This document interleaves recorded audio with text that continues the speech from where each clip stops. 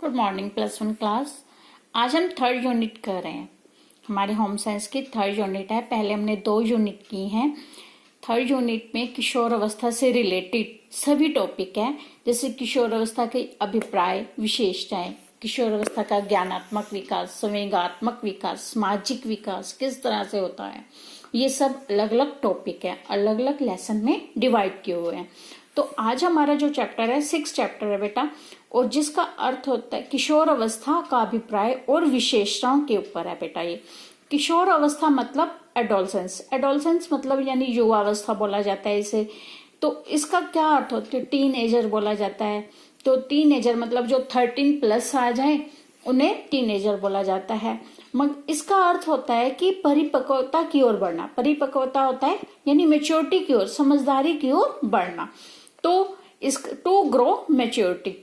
तो according to जर्सील के अनुसार कहा गया है कि किशोर अवस्था जो है वह अवस्था है, ये ऐसा समय है जब एक विकासशील व्यक्ति होता है वो बाल्यावस्था से परिपक्वता की ओर बढ़ता है, यानी मेच्योरिटी की ओर बढ़ता है। यानी जब उसका शारीरिक विकास भी हो जाता है बेटा और मानसिक विकास भी हो जाता है, तो किशोर अवस्था इसे कहा गया है।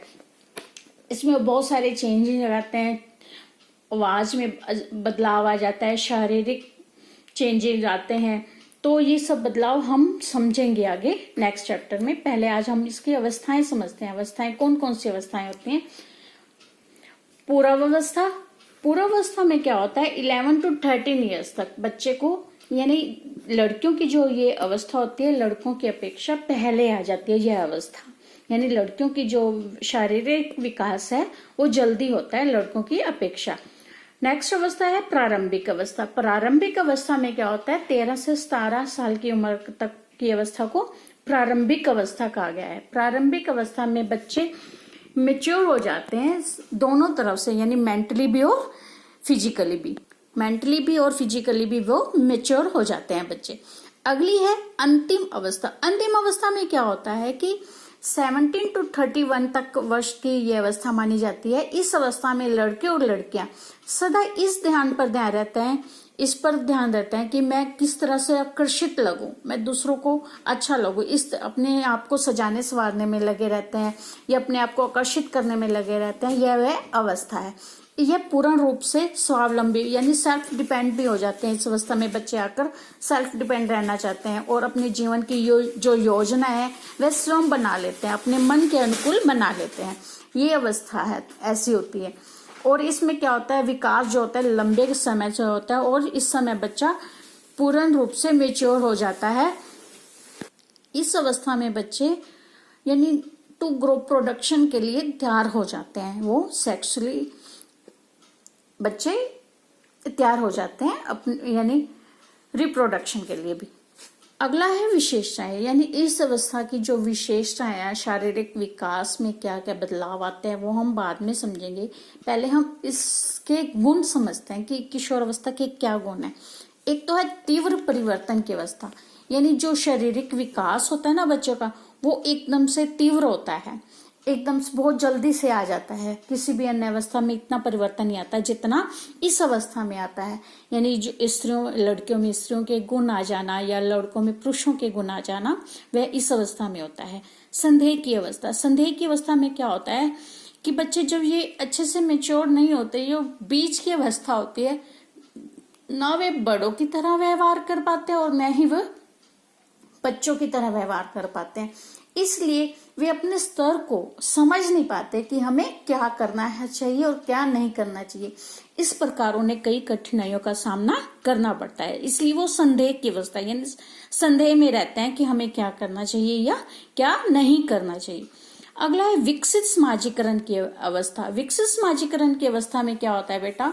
यानी जब इस अवस्था में क्या होता है, बच्चे अपने दोस्त ना ज्यादा बनाते हैं। ज्यादा बनाने के कारण क्या होता है? उसका जो मंत्रिमंडल है विकसित हो जाता है, बड़ा हो जाता है। यानी एक दूसरों के साथ मिलजुल कर रहना और अपने मित्र मंडली को बड़ा करना, यानी अपने समलैंगिक के साथ यानी बराबर की हम उम्र के बच्चों के साथ जो सबके साथ घुल मिलकर रहना उन्हें अच्छा लगता है। आपसी व्यवहार करना या आपसी बातों को शेयर करना, उनकी बातों को समझना, ये इससे क्या होता है, उसका जो भेदभाव है वो नहीं रखते किसी भी जाति का और धर्म के लोगों के साथ, वे सभी धर्मों के लोगों के साथ मिलना जुलना पसंद करते हैं। तो इससे क्या होता है, उसका जो सामाजिकरण होता है वो विकसित हो जाता है, बड़ा बन जाता है। उदास रहने की अवस्था, उदास रहने की अवस्था में मतलब ये होता है कि किशोर केवल दूसरों के लिए यानी कंपैरिजन करने लग जाते हैं एक दूसरों के साथ, कि वो ज्यादा सुंदर है या मैं ज्यादा सुंदर नहीं हूं, या मेरे लंबे बाल क्यों नहीं है। यानी ये जो अवस्था होती है उदास रहने, इस वजह से छोटी छोटी बातों को भी लेके वो मन में ले लेते हैं और इसलिए उदास भी रहते हैं। काल्पनिक अवस्था, काल्पनिक अवस्था में आता है कि यह वो अवस्था है जो कल्पनाएं आशा पूर्ण होते हैं, यानी जो उन्हें यानी जो कल्पना करते हैं ना वो आशा कर सके यानी पूरी कर सके, मगर वो अकेले में करते हैं जो कल्पना करते हैं, और वास्तविक जीवन में उनसे कोई भी संबंध नहीं होता, वास्तविक जीवन में वह उदासीन हो जाते हैं। इसलिए काल्पनिक अवस्था यानी कल्पना करने की अवस्था भी कहा गया है इस अवस्था को। बगावत की अवस्था, बगावत की अवस्था में बेटा मतलब जो वो पूर्ण रूप से मेच्योर हो जाते हैं बच्चे, तो जब उनको कोई चीज अच्छी नहीं लगती या समाज में कुछ ऐसा देखते हैं जो उन्हें पसंद नहीं होता, या जो बच्चे दूसरों यानी उसके दोस्त है कुछ ऐसा व्यवहार करते हैं जो उन्हें पसंद नहीं है, तो ये बगावत यानी उनको क्रोध करते हैं या बगावत की अवस्था उत्पन्न हो जाती है, यानी उनके विरुद्ध बगावत करते हैं और जो उनके जीवन के अनुसार नहीं जीना चाहता, यानी जो उनके अनुसार नहीं जीना चाहते उनके प्रति बगावत करते हैं। यह वह अवस्था है, यानी कुछ भी चुपचाप से सहन नहीं करते, अगर उनके सामने कुछ अन्याय हो रहा होता है तो उनका विरोध करते हैं। नेक्स्ट है युवा अवस्था के गुण शैशव अवस्था के समान होते हैं, यानी इस अवस्था के जो गुण होते हैं वो शैशव अवस्था के समान होते हैं। क्यों कहा गया है ऐसा?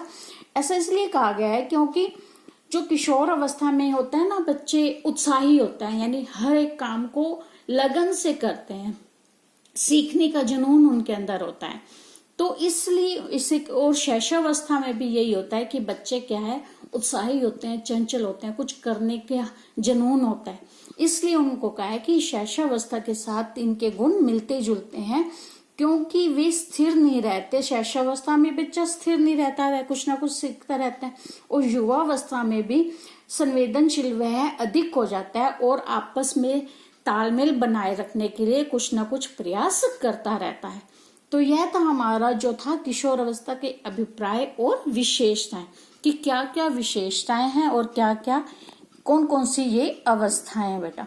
और +1 क्लास आपका रिस्पांस नहीं आ रहा, मैंने टेस्ट 2 बार सेंड किया, आपने किसी ने भी मुझे रिप्लाई नहीं किया, तो देख लो बेटा ये आपकी मर्जी है। यू विश प्लस किशोर अवस्था में हो तुम लोग, क्या चाहते हो, यानी अपनी उम्र को किस साइड लेके जाओगे।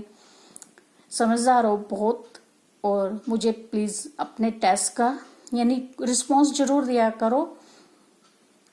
गुड बाय बेटा, थैंक यू वेरी मच।